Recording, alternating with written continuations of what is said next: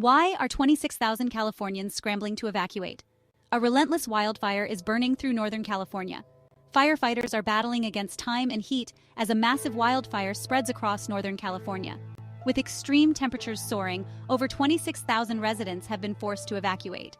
Helicopters tirelessly drop water, while on the ground, crews fight to save homes and livestock.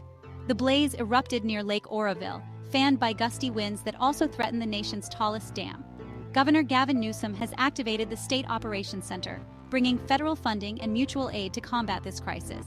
As communities brace for more hot weather, the urgency to control this fire grows with each passing hour. Stay tuned for updates and remember to heed all evacuation orders. Your safety is paramount.